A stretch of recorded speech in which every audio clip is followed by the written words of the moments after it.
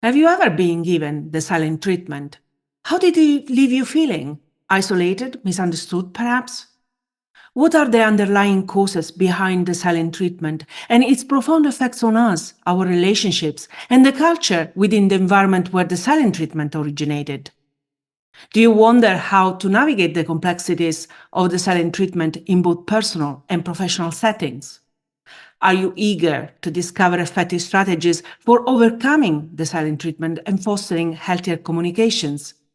Join me after the intro as I reflect on this ultimate form of manipulation. So grab a cup of coffee, settle in, and let's start. Hi, I'm Rossana D, and this is Forgive and Thrive, a podcast where we explore what thriving in life means and how we can achieve it, irrespective of our past, current condition, and expectations that those around us or society in general may have. Let's go. Welcome to the Forgive and Thrive show. I was recently given the silent treatment by a colleague at work, or so I thought. In a nutshell, after trying to connect with them in any possible way and a number of messages that found no answer, no acknowledgement, I started to question if I had done anything at all to upset them. Unable to find answers, I sent them a simple message. I feel I'm being intentionally ignored. If there is a problem, I would appreciate we talked about it. Otherwise, please let me know your availability to discuss about the project. Nothing. Not an answer. Not an acknowledgement. Not, yes, I have a problem with you, or no, I'm good. Eventually, 5 weeks later, and after involving my line managers, this colleague got back to me apologizing for their behavior, confirming that there was no problem between us and that they were simply snowed under by work. So, all in all, a big misunderstanding created by an exceptional amount of work, an overwhelmed colleague who, in the midst of their personal and professional business, forgot that they knew better and sent their emotional intelligence, courtesy, kind, and caring approach to others on a temporary vacation. I hope to be mistaken, but I'm personally convinced that their overwhelm is concerning, and they might be on the edge of a burnout, which I discussed with them and the director of my department. But that is a story for perhaps another day. Today, I want to explore the complex dynamics surrounding the silent treatment. And if you have ever found yourself on the receiving end of this emotionally tumultuous experience, you know firsthand the deep sense of confusion, frustration, and hurt that it can evoke. Perhaps it was in a personal relationship, or like me, maybe it was in the workplace where colleagues or supervisors chose to use silence as a weapon of control or punishment, leaving you feeling ostracized and undermined.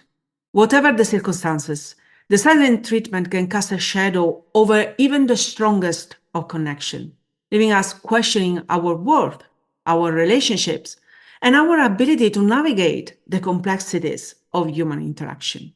So today we embark on a journey of understanding, healing, and growth. Together we will explore the underlying causes behind the silent treatment, unravel its intricate effects on our lives and relationships, and equip ourselves with tools and strategies needed to rise above its challenges. So behind the obvious, what is the silent treatment really? Well, the silent treatment is defined as a form of emotional manipulation or abuse, where one person deliberately ignores or withholds communication from another person as a means of punishment, control, or expressing disapproval. It involves the refusal to engage in conversation or acknowledge the presence of the other person, creating a sense of isolation, rejection, and powerlessness for the recipient. The silent treatment can occur in personal relationships, within families, among friends, or in professional settings. First, let me give you here a little disclaimer. Sometimes, especially after an argument, it can be beneficial to seek some distance and avoid further communication with the person we had that argument. This allows both parties to cool down and regain balance, or even to avoid saying things that we might regret later. But when it's a part of a healthy distance, it's usually defined as such, right? So, for example, one of the parties suggests taking some time and to restart the conversation at a better or more convenient time after some reflection. If not, the silent treatment is extremely unhealthy. Another consideration worth making is that sometimes, as it happened in my case, we might have the impression that we are given the silent treatment, but there might be something else behind it. That said, whether we are given the silent treatment or just an impression of it, the impact on our emotional well-being can be significant. So finding ways and strategies to address the situation becomes paramount. Stick to the end of this episode to learn strategies that can help you on dealing with it. So why do we use the silent treatment? Well, a clue to answer that question comes from the definition we gave earlier. The silent treatment is a form of emotional manipulation or control. As such, it's deeply intertwined with power dynamics that shape relationships and interactions. At its core, the silent treatment represents a wield of power, where one individual exercises control over another through the deliberate withholding of communication and emotional withdrawal. And it manifests through the assertion of dominance and control. By choosing silence as a means of punishment or manipulation, we position ourselves as the arbiter of the communication, exerting power over the recipients and dictating the terms of our interactions. This power imbalance creates a dynamic where the silent party holds sway over the emotional well-being of the other, reinforcing a sense of superiority and control. A typical setting is the workplace, where supervisors or authority figures may use silence as a means of asserting their dominance and maintaining control over subordinates. This is abuse of power and can create an environment of fear and intimidation, where individuals feel powerless to challenge or confront the silent party for fear of reprisal or punishment. It can also serve as a tool for enforcing compliance within the relationship. When we use silence as a means of punishment or coercion, it sends a clear message that certain behaviors or actions will not be tolerated. This implicit threat of ostracism or rejection can compel the recipient to conform to the wishes of the silent party, even at the expense of their own autonomy and self-expression. And so the silence treatment becomes a way, a mechanism for enforcing conformity and reinforcing existing power structures within relationships. The silent treatment can also be used as a form of retaliation or revenge. We can choose it to exact punishment on those who have wronged or offended us, or as a way of expressing disapproval to regain control and agency in the face of perceived injustice. But what good can come from it? The truth is that ultimately, using the silent treatment as a retaliation can only perpetuate cycles of conflict and resentment, and not a real resolution. So these are the different reasons why we tend to use the silent treatment. None of them sounds like a good enough reason or a healthy enough reason way of managing relationships. And we could stop here and go straight into strategies on how to deal with. But I believe it's important to understand the impact on those at the receiving end, to reinforce the need to think twice before we take the liberty to use the silent treatment. So what's the impact of the silent treatment on those on the receiving end of it? Well, the experience of receiving the silent treatment can induce profound emotional distress, leaving individuals grappling with a complex array of feelings that can linger long after the silence is broken. Because silence becomes a way to inflict pain, assert control, or punish perceived transgressions, it represents a deliberate act of emotional manipulation, regardless of the settings, whether it unfolds in personal relationships, within families, or in the workplace. The impact of being ignored or ostracized can be deeply unsettling, triggering a cascade of emotional responses that can undermine one's sense of self-worth and security. The silent treatment triggers a profound sense of rejection. It tells to the recipient that they are unworthy of acknowledgement or attention, bringing feelings of abandonment and isolation. These rejections cuts to the core of one's identity, fueling insecurities and self-doubt as individuals grapple with questions about their own value and significance in the eyes of others. The sense of rejection often comes with a profound feeling of loneliness because silence erects barriers between people. This isolation can deepen feelings of despair and hopelessness, amplifying the emotional toll of the silent treatment. In addition to rejection and loneliness, the silent treatment can also bring about a potent cocktail of emotions, including anger, frustration, and resentment. The deliberate withholding of communication can feel like a betrayal of trust. The frustration comes from the struggle to make sense of the silence while being unable to confront the issue or seek a resolution. It leaves one powerless, and that sense of powerlessness can fuel resentment. Needless to say that under that emotional turmoil, the silent treatment can serve as a breeding ground for anxiety and insecurity as individuals grapple with the uncertainty and ambiguity that shroud the silent treatment. Without clear communication or explanation, people are just left to fill in the blanks, piecing together bits of information to construct their own narratives, second-guessing themselves and their action, searching for clues to decode the enigmatic silence of their counterpart. What good can come from it? Not much, quite frankly. Over time, the cumulative impact of the silent treatment can take a toll on one's mental health and well-being, eroding self-esteem and contributing to a pervasive sense of emotional distress. But it doesn't stop there. The silent treatment can perpetuate a cycle of dysfunction within relationships because the person on the receiving end may respond with passive-aggressive behaviors or withdrawal tactics in an attempt to cope with the silence. This escalation of conflict only serves to deepen the rift between the two parties, worsening feelings of frustration, anger, and resentment.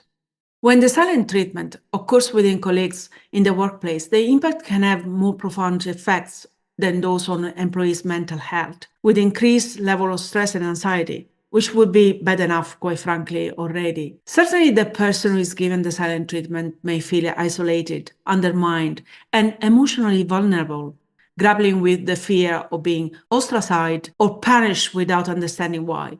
But the damages go far beyond that.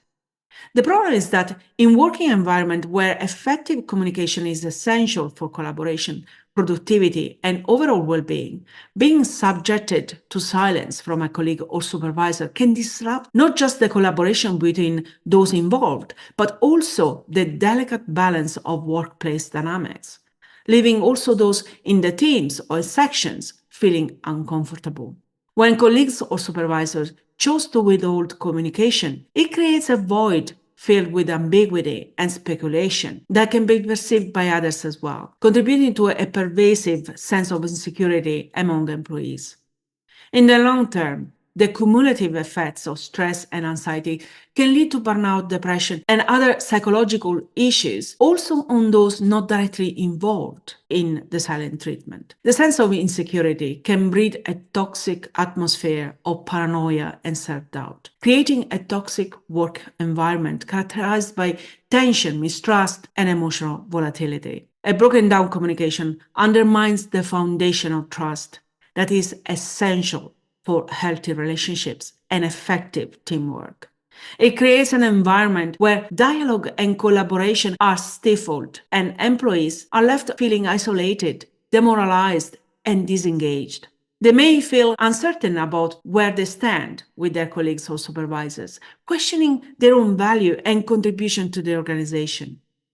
The silent treatment can lead to a profound and detrimental effect on productivity and also impacts decision-making processes, impairing employees' ability to make informed, rational choices. Because effective decision-making relies on open communication, collaboration, and the exchange of diverse perspectives. When the silent treatment is used to amplify existing power imbalances and hierarchy in the workplace, it leaves those on the receiving end feeling disempowered and marginalized, but also contribute to a sense of injustice and unfairness. A far cry from a modern conscious leader who leads their team with awareness.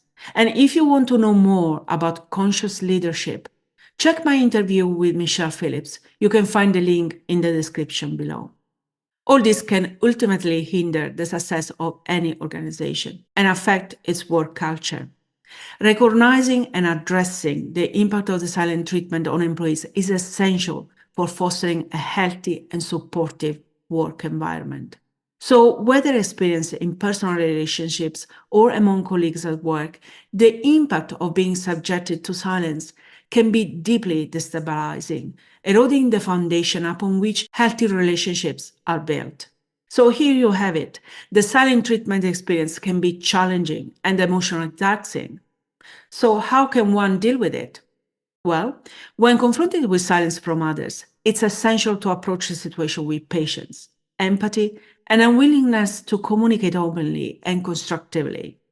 Here are some strategies for coping with it and addressing the silent treatment. Number one, as difficult as it sounds, stay calm, objective, and self-reflective. When confronted with the silent treatment, it's important to remain calm and avoid reacting impulsively. Take some time to reflect on your own feelings and reactions to that silence. Consider why the other person may be giving you the silent treatment and how it's affecting you emotionally.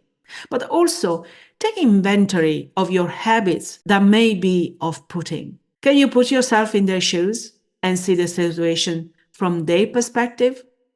But also, is it normal for them to act this way? If it isn't, there might be a different reason behind their behavior that has nothing to do with you. Number two, communicate openly. We are not mind readers. Fact. Sometimes I wish we were, so we could avoid our thoughts being lost in translation into spoken words, that are lost in translation when heard by the other party, that are lost in translation when what is heard is understood and mixed with their thoughts. So it's important to communicate how we feel in the most open way possible. Attempt to initiate a conversation with the person giving you the silent treatment, but do so in a non-confrontational manner. Express your willingness to listen and understand the perspective. You can avoid the silent treatment by compassionately acknowledging what you're feeling. Use I statements to express your own feelings and concerns, rather than placing blame or making accusations. Stay open-minded during that communication because you don't really know what is motivating them. So give them the benefit of the doubt until you know more. Number three, acknowledge their feelings. Being heard and seen is one of our basic needs as humans. Acknowledging the other party's feelings not only validates the experience, it creates space for a larger conversation.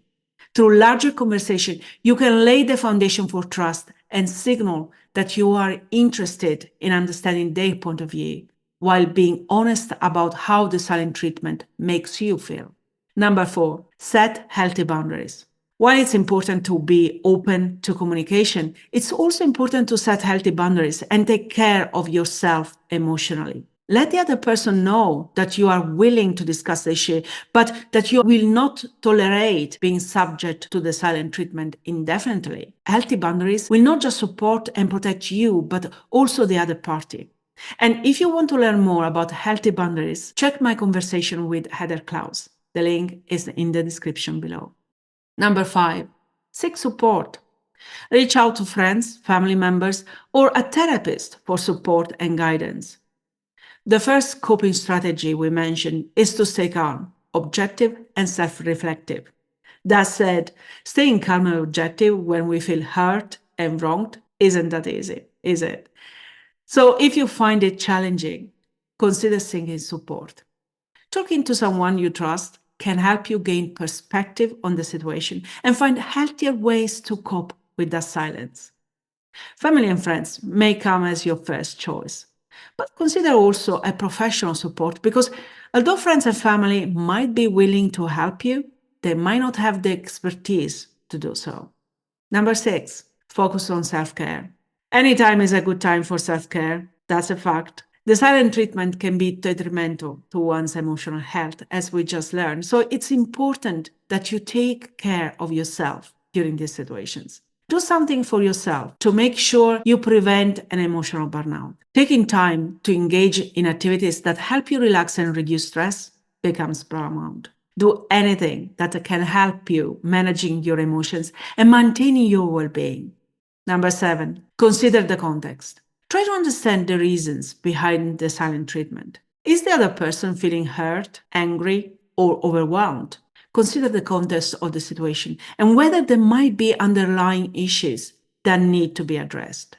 As I said earlier, can you put yourself in their shoes? This also helps you avoid taking it personally. This can be a very challenging thing to do, especially in the moment. However, if you take it personally, you end up feeling worse, making it about you.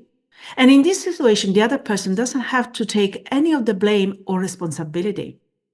So ask yourself, is it about me? Or is this something to do with them that they need to resolve? Sometimes it's just the latter.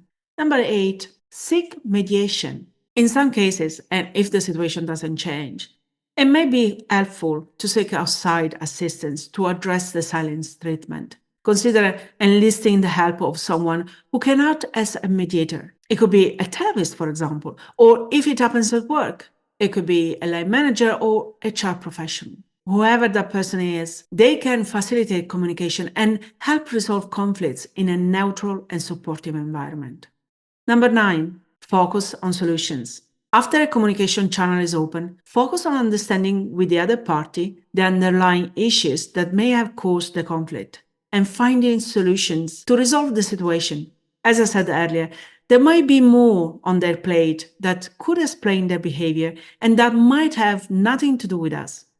So exercise empathy, compassion, and understanding. If there is a legit issue, this is your chance to work with them to identify common goals and develop a plan for moving forward.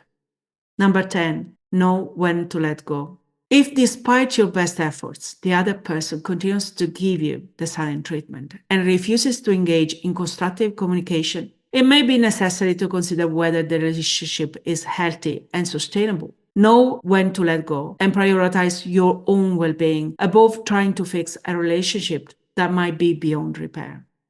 I've been on both sides of the silent treatment. I've used silence once when I needed distance from my mother, and I've been the person being stonewalled with it. I had no idea what it feels being on the receiving end of it. And having experienced it, albeit it wasn't done intentionally, made me appreciate how hurtful it can be. That's definitely not okay.